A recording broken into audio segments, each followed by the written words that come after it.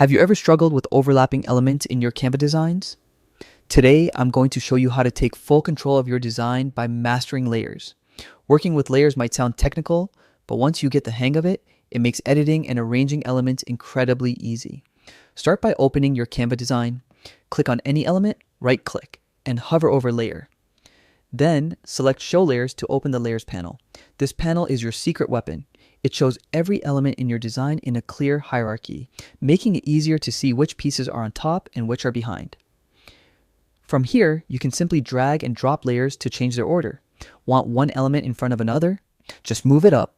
Need to edit a specific part without disturbing the rest? Select the layer directly and make your changes. You can also group layers together, which is perfect if you're working with multiple elements that should move as a unit. The Layers panel gives you precision control over your layout, saving time and preventing frustration.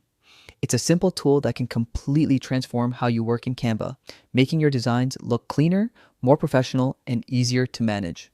So next time you're designing, remember, mastering layers isn't just about arranging elements. It's about gaining full control over your creative vision.